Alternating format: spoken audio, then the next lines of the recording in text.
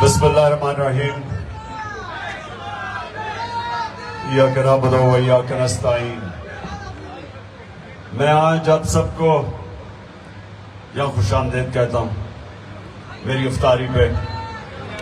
میں پیر ماجد صاحب آپ کی اور آپ کی ٹیم کو سب کو آپ کو بھی خوش آمدید کہتا ہوں۔ ہمارا یہ جو افطاریوں کا مقصد یہ کیا، اس کے پیچھے کیا ہے؟ ایک تو آپ سب یہاں آئیں افطاری کریں، آپ سب کو مجھے موقع بھی ملتا ہے دیکھنے کا، ملنے کا، کیونکہ اتنا آسان نہیں ہوتا ہے میرے لیے باہر نکلنا اور لوگوں سے ملنے کا۔ اب آرام سے سننا میری بات، چپ کر کے سنیے۔ میرا کوشش یہ ہے کہ آپ سب کو میں آپ کی تربیت کروں، کیونکہ آپ میرے کارکن ہیں، اور میں جو چاہتا ہوں کہ میرے کارکن سب لیڈر بن جائیں، یا آپ سب لیڈر بن جائیں۔ اور میں آپ کی تربیت ایسے کرتا ہوں کہ آپ کو سمجھاؤں لیڈر ہوتا کیا ہے، اور آپ یہ سارے جتنے بھی یہاں لوگ بیٹھے ہیں، آپ وہ لوگ ہیں اللہ جن کو کہتے ہیں میری سب سے عظیم مخلوق، اشرف المخلوقات، وہ مخلوق جس کے سامنے اللہ نے فرشتوں کو حکم کیا کہ ان کے ساتھ اس انسان کے سامنے جھکو، اور پھر جب ابلیس نے کہا کہ میں آگ کا ہوں اور یہ مٹی کا، میں نہیں جھکتا، تو اللہ نے فرشتوں کو کہا کہ تمہیں بھی نہیں پتا میں نے کتنی صلاحیت دی ہے اس آدم کو، اور ہم سب کو بھی نہیں، زیادہ تر ہم لوگوں کو پتہ ہی نہیں چلتا کہ اللہ نے ہمیں کتنی صلاحیتیں دی، ہماری زندگی نکل جاتی کیونکہ ہمیں پتہ ہی نہیں چلتا۔ تو جو آپ کو سمجھنا ہے اسلام کا، یہ جو اسلام جو میرے نبی صلی اللہ علیہ وسلم جنہوں نے قرآن کی گواہی دی اور ہمارے لیے وہ کتاب لے کے آئے جو ہمیشہ کے لیے ہمیں اس راستے پر لگانے کے لیے کتاب ہے، جس کے لیے آپ دعا مانگتے ہیں کہ اللہ، نماز جب پڑھتے ہیں کہ اللہ اس راستے پہ لگا جس راستے پہ تو نے نعمتیں بخشی انسانوں کو، یا وہ راستہ مانگ۔ 5 وقت کی نماز پہ صرف آپ ایک چیز مانگتے ہیں اللہ سے، وہ راستہ مانگتے ہیں آپ، اور وہ راستہ نہیں جو تباہی کا راستہ ہے۔ یاد رکھیں کہ ہمارے عام طور پہ لوگوں کو یہ نہیں پتا نماز میں وہ مانگتے کیا اللہ سے۔ 5 وقت کی نماز پڑھتے ہیں، سوچ کچھ اور رہتے ہو اللہ سے توجہ ہوتی نہیں ہے۔ ہم ایسے کرتے ہیں جس طرح کوئی ہم بس ایک پوری کر رہے ہیں، ایک رسم پوری کر رہے ہیں۔ ہم یہ نہیں سمجھ رہے کہ یہ کتنی امپورٹنٹ چیز ہے آپ کے لیے، تو اپنے غور سے سمجھنا ہے۔ جب آپ اللہ سے مانگتے ہیں کہ اللہ ان کے راستے پہ لگا جن کو تو نے نعمتیں بخشی، تو یہ سمجھ جائیں کہ جس کو اللہ نعمتیں بخشتا ہے وہ انسان، اس کی پرواز اوپر چلی جاتی ہے، وہ ایک عظیم انسان بن جاتا ہے۔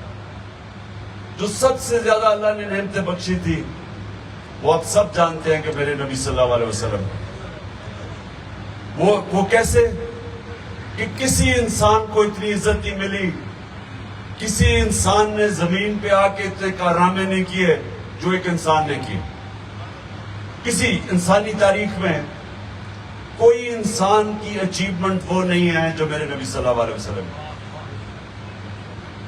تو ان کی زندگی جب اللہ حکم کرتا ہے کہ ان کی زندگی سے سیکھو، ان کی سنت سے، ان کی شریعت سے، ان کے راستے سے، تو اللہ اصل میں تمہیں کہہ رہا ہے کہ اگر تم نے اوپر جانا ہے، عظیم انسان بننا ہے، تو ان کی زندگی سے سیکھو۔ اصل میں یہ ہے ہمارے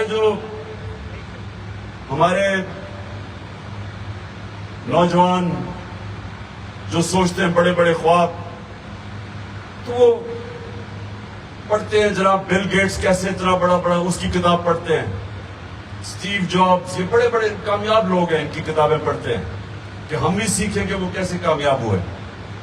میں جب اسٹوڈنٹ تھا تو میں کرکٹر بننا تھا تو میں بڑے بڑے کرکٹرز کے ان کی کتابیں پڑھتا تھا کہ وہ کیسے بڑے کھلاڑی بنے. تو اللہ جب آپ کو حکم کرتا ہے کہ ان کی زندگی سے سیکھو تو آپ کو اصل میں کہہ رہا ہے کہ اگر آپ نے عظیم انسان بننا تو ان کی زندگی کے اوپر عمل کرو, سیکھو. تو یہ یاد رکھیں کہ یہ آپ کے بھلے کے لیے ہے.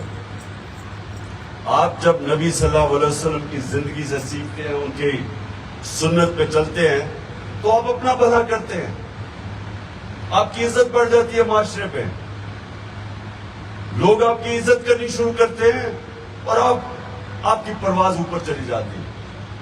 اب یہ ہم کیسے, یہ تو میں نے اب بات کر دی, لیکن عملی طور پہ دنیا میں یہ کب ایسا ہوا تھا؟ اب یہ میں آپ کو کہہ رہا ہوں کہ جو ان کے راستے پہ چلے گا وہ اوپر چلا جائے گا, وہ عظیم انسان, معاشرہ اوپر اٹھ جائے گا. تو یہ کیسے ہوا تھا؟ تو یہ تاریخ, اب میں آپ کو تاریخ بتا رہا ہوں. 622 13 سال کی نبی صلی اللہ علیہ وسلم کی تبلیغ کے بعد مشکل ترین وقت گزار کے 10 سال میں صرف 40 لوگ مسلمان ہوئے تھے. تو 13 سال کی مشکل تبلیغ کے بعد ان کی جب جان خطرے میں ہوتی ہے تو اللہ حکم دیتا ہے مدینہ چلے جاؤ, ہجرت کرو. اب یہ تاریخ ہے 622 وہ پہنچتے ہیں مدینہ, اور ابھی پہنچتے ہیں, ابھی غریب ترین حالات میں پہنچتے ہیں کیونکہ سب کچھ تو وہ چھوڑ آتے ہیں مکہ میں. تو جو مہاجر ہوتے ہیں وہ بڑے غریب ترین حالات میں رہ رہے ہوتے ہیں. تو 625 3 سال کے بعد جنگ بدر, تو 313 لوگ صرف جنگ بدر میں لڑنے والے ہوتے ہیں, اور 625 دونوں طرف دنیا کی بڑی سپر پاورز تھی. 2 سپر پاور, ایک پرشین ایمپائر اور دوسری طرف رومن بیزنٹائن ایمپائر. اب یہ بھی تاریخ کا حصہ ہے. جو دنیا تھی بٹی ہوئی تھی 2 بڑی بڑی پاورز کے نیچے, اور یہ تاریخ کا حصہ ہے کہ 636 میں 11 سال کے بعد, جنگ بدر کے 11 سال کے بعد, یہ ورلڈ ہسٹری میں, دنیا کی تاریخ میں لکھا ہوا ہے کہ رومن ایمپائر سپر پاور 11 سال کے بعد یارموک کی جنگ میں خالد بن ولید کی مسلمان فوج کے سامنے گھٹنے ٹیک دیتے. یہ تاریخ کا حصہ ہے. اور اگلے سال قدسیہ کی جنگ میں مسلمانوں کے سامنے دوسری سپر پاور گھٹنے ٹیک دیتی. اب یہ سنیں, اب اپنے سوال پوچھیں کہ کیا ہوا تھا. وہی عرب تھے جن کی حیثیت ہی کوئی نہیں تھی, ان کو کوئی پوچھتا نہیں تھا. 2 سپر پاور کے بیچ میں ریگستان میں جس میں پاسبانہ علاقہ تھا, ادھر وہ تھے. تو وہ اس لیے نہیں پوچھتے تھے کہ وہاں تو کچھ تھا ہی نہیں. امیر ترین علاقے تو ادھر تھا, پرشین ایمپائر اور دوسری طرف رومن ایمپائر کے نیچے. اب یہ تاریخ کا حصہ ہے کہ وہ کیسے وہی لوگ چینج ہوئے, انہی لوگوں نے دنیا کی امامت کی. تاریخ کا حصہ ہے. ایک کتاب ہے, بڑی مانی ہوئی کتاب ہے گبنز کی, ورلڈ ہسٹری. اس میں وہ لکھتا ہے کہ یہ کیا ہوا ہے, ایک دم کہیں سے یہ لوگ آئے اور انہوں نے دونوں پاورز ان کے سامنے گھٹنے ٹیک گئی. تاریخ کا حصہ ہے, لیکن ان کو سمجھ نہیں آتی یہ ہوا کیا. اور افسوس یہ ہے کہ ہمیں بھی یہ سمجھ نہیں آتی. ہم نے بھی اس کے اوپر تجزیہ نہیں کیا کہ یہ ہوا کیا تھا, کیا ہوا تھا. پوچھنا اپنے آپ سے کہ کیسے وہی لوگ, جو اب میں پھر سے آپ کو ادھر آتا ہوں کہ اللہ نے آپ کو اشرف المخلوقات بنایا, سب سے عظیم مخلوق. جب فرشتوں کو کہا تمہیں بھی نہیں پتا کہ میں نے کتنی صلاحیت دی ہے انسان میں, اور اسی کو مولانا رومی، جو مجھے بڑی اس کی چیز پسند ہے، وہ کہتا ہے اللہ نے جب تمہیں پر دیے ہیں کیوں زمین پہ چونٹیوں کی طرح رینگ رہے ہو؟ کہ جو پر انسان کو ملتے کیسے؟ اب وہ جو آپ نماز میں 2 راستے مانگتے ہیں، اللہ ان کے راستے پہ لگا جن کو نعمتیں بخشی، وہ نہیں جو تباہی کے راستے پہ چلے گئے۔ تو یہ جو 2 راستے ہیں، ایک ہے آپ کی عظمت کا راستہ، دوسری آپ کی تباہی کا راستہ۔ دوسرے راستے میں باوجود کہ اللہ نے ہمیں پر دیے، وہ انسان چونٹیوں کی طرح رینگتا ہے۔ اور جو مشکل راستہ، یہ یاد رکھیں، آپ جو مانگتے ہیں سیدھا راستہ، مشکل راستہ ہے، کیونکہ وہ نبی صلی اللہ علیہ وسلم کا راستہ ہے۔ ان کی زندگی آسان نہیں تھی، مشکلوں آخر تک ایک کے بعد دوسری مشکل آتی تھی ان کی زندگی میں۔ لیکن اللہ نے انسان کو بنایا کیسا ہے کہ جتنی وہ مشکلوں کا سامنا کرتا ہے انسان اور تگڑا ہو جاتا ہے۔ صرف ایک چیز ہے کہ جب تک انسان ہار نہیں مانتا، کوئی ہار اس کو ہرا نہیں سکتی۔ یہ بڑا ضروری ہے آپ کو سمجھنا۔ لیکن ہار وہ نہیں مانتا، خاص طور پہ وہ انسان جس کے اوپر اللہ پہ وہ ایمان رکھتا ہے۔ وہ جب میدان میں نکلتا ہے وہ کہتا ہے اللہ جو بھی میرے پاس سامنے مشکلیں آئیں گی میں اس کا مقابلہ کروں گا، ہار نہیں مانتا۔ تو یہ جو آپ کو سمجھنے کی بات ہے، اوپر جانے کا میں آپ کو بتا رہا ہوں، آپ کی لیڈر آپ کیسے بنیں گے۔ لیڈر آسان راستہ لے کے نہیں بنتا، کیونکہ وہ جب آپ نبی صلی اللہ علیہ وسلم کا راستہ مانگتے ہیں تو آپ تو ان کی زندگی دیکھ رہے ہیں، جب سے نبوت ملی اور جب وہ دنیا سے گئے وہ مشکل راستے تھے، وہ ہر وقت ان کو مشکلوں کا سامنا کرنا پڑا، لیکن مشکلوں نے ان کو طاقت دے دی۔ جب آپ مشکلوں کا سامنا کرتے ہیں آپ اور طاقتور ہو جاتے ہیں۔ اللہ نے آپ کا جسم ایسا بنایا، ہمیں ایسا بنایا انسانوں کو کہ جب ہم آرام کی زندگی گزارتے ہیں، جب ہماری زندگی میں چیلنج کوئی نہیں ہوتا، انسان ایسے ہوتا ہے بوڑھا ہونا شروع ہو جاتا ہے۔ جب انسان کی زندگی میں مشکلات یا چیلنجز ختم ہوتے ہیں وہ بوڑھا ہو جاتا ہے۔ کئی لوگ آپ دیکھیں گے گورنمنٹ سروس میں جاتے ہیں، ریٹائر ہوتے ہیں، جیسے ہی ریٹائر ہوتے ہیں بیچارے ایک دم ضعیف ہو جاتے ہیں۔ جب زندگی میں آپ کا چیلنج ہی ختم ہو جاتا ہے، یا یہ آپ آزما لیں اپنے جسم سے، آپ ایکسرسائز کرنا چھوڑ دیں آپ کا جسم کمزور ہونا شروع ہو جائے گا۔ آزما کے دیکھ لیں، آپ ایکسرسائز کریں،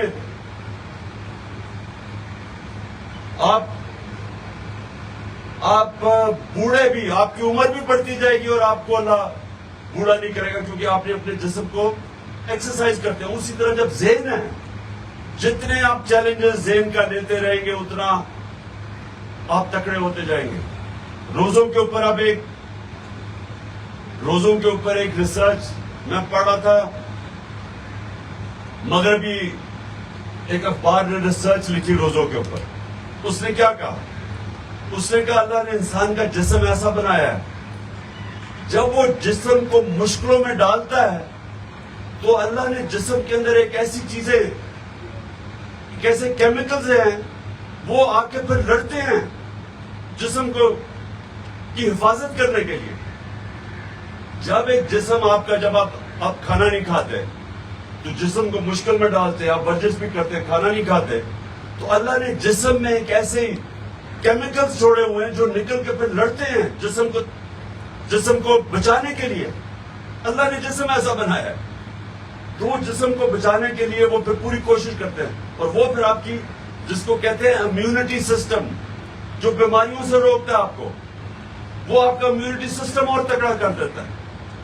تو روزوں کو یہ مغربی اخبار کہہ رہا ہے کہ اس کا فائدہ کیا ہے کہ وہ انسان کا امیونٹی سسٹم بہتر کرتا ہے، یعنی ہمیں بیماریوں سے بچاتا ہے۔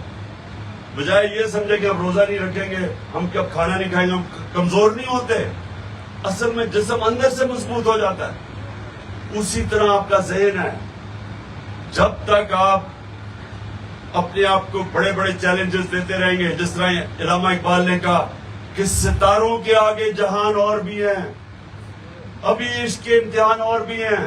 مطلب یہ کہ جب آپ ایک مرحلے پہ پہنچتے ہیں تو وہ رکتے نہیں ہیں، پھر اپنے آپ کو ایک اور چیلنج کرتے ہیں، پھر اور چیلنج کریں، اور انسان اور اوپر جاتا رہتا ہے. میں جب کھلاڑی تھا تو میں ٹیم میں آیا، 18 سال کا تھا، انہوں نے مجھے فیل ہو گیا، ٹیم سے نکال دیا باہر. 4 سال لگے مجھے واپس ٹیم میں آنے میں. سن ایک منٹ، چپ. اس نے کہا کہ مجھے ٹیم سے نکال دیا، مذاق اڑایا میرا. میں واپس آیا، میں نے پھر اپنے آپ کو ٹارگٹ سیٹ کیا کہ میں ٹیم کا سب سے بہتر آل راؤنڈر بنوں گا. 2-3 سال کے بعد بن گیا. پھر میں ایک کچھ سنا نہیں، ابھی میں بات کی چھوڑ کر. اس کے بعد میں نے کہا پھر ایک اور ٹارگٹ سیٹ کیا کہ میں دنیا کا سب سے اچھا آل راؤنڈر بنوں گا. پھر اور محنت کرنی پڑی. وہ ایک چند سالوں کے بعد وہ بھی وقت آیا، میں بن گیا. پھر میں کپتان بن گیا. پھر میں نے کہا میں پاکستان کو دنیا کی ٹاپ ٹیم بناؤں گا. مسلسل اپنے آپ کو چیلنج بڑھاتا گیا، کبھی رکا نہیں کہ ہاں چلو جی اب تو میں بن گیا ہوں، چپ کر کے اب آرام کروں. دنیا میں یہ کوئی چیز نہیں ہے. اگر آپ نے جو اشرف المخلوقات اللہ نے جو آپ کو طاقت دی، اگر وہ اس پہ پہنچ رہے ہیں تو مسلسل اپنے آپ کو چیلنج کرتے رہے. مجھے جب امن کا وقت آ جاتا ہے تو میں اپنے آپ سے پوچھتا ہوں کہ میں کیا غلط کر رہا ہوں، میری زندگی کیوں آسان ہو گئی ہے. میں اپنے سے سوال پوچھتا ہوں، اس کا مطلب میں کوئی غلط کر رہا ہوں کہ میری زندگی آسان ہو گئی.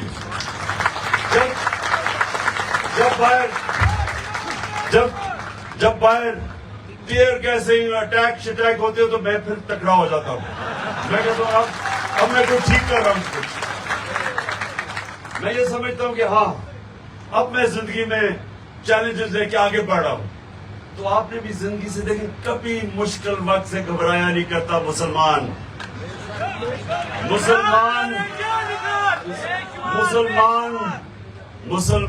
جب کہتا ہے لا الہ الا اللہ تو وہ ایک دعویٰ کرتا ہے کہ اللہ تیرے سوا کوئی نہیں ہے جھکنے کے قابل.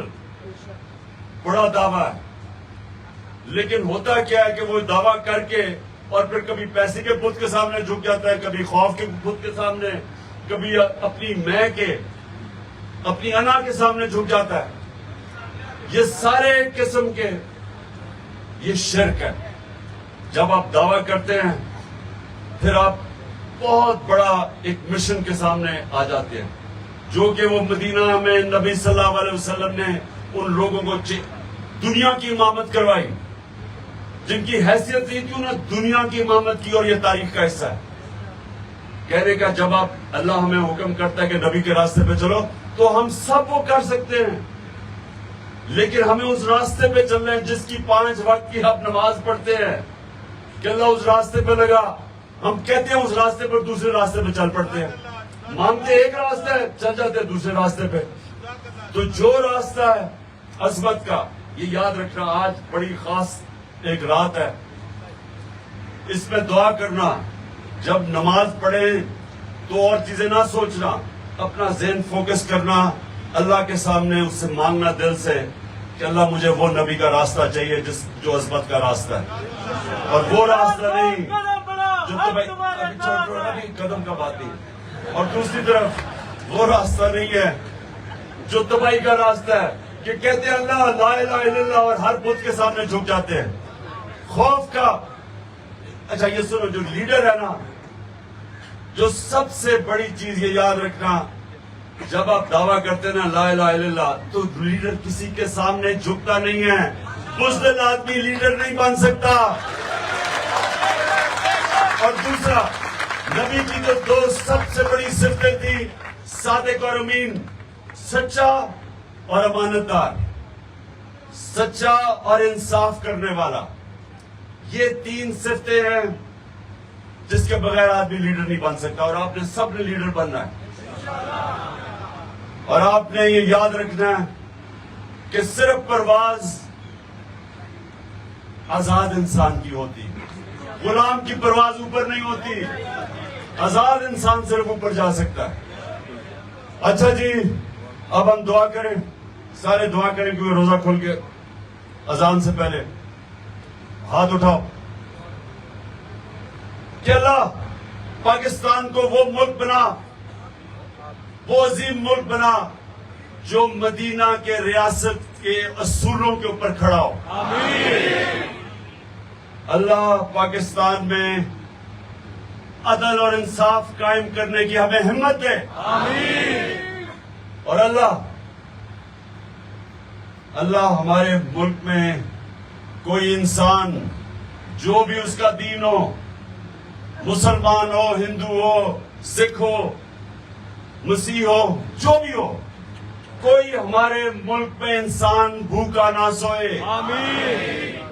اور یہ خاص طور پہ پختونخوا اور قبائلی علاقے سے جو لوگ آئے ہوئے نا یہاں، میاں والی کے بھی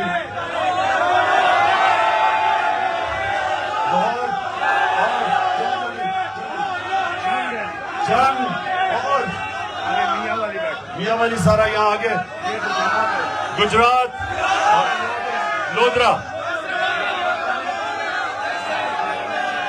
آئی ڈی ایف بھی ہے۔ ہاں آئی ڈی ایف کو میں آج خاص طور پہ آج خراج تحسین پیش کرتا ہوں، آئی ڈی ایف کو، ہمارے ڈاکٹرز کو جو آپ نے مشکل وقت میں لوگوں کی مدد کی، ساروں کی، اور خیبر پیچھے ہے ہمارا خیبر۔ اچھا سوشل میڈیا ٹیم آپ کو بھی خراج تحسین، یہ پکڑ کے اٹھا رہے ہیں سوشل میڈیا کی ٹیم، فکر نہ کرو، تھوڑی دیر کے بعد ٹھیک ہو جائے گا۔ احمدآباد۔ اچھا جی آخر میں کہ اللہ ہمارے پاکستان کو وہ ملک بنا جو دوسرے ملکوں سے پاکستان میں لوگ نوکریاں ڈھونڈنے آئے۔ آمین۔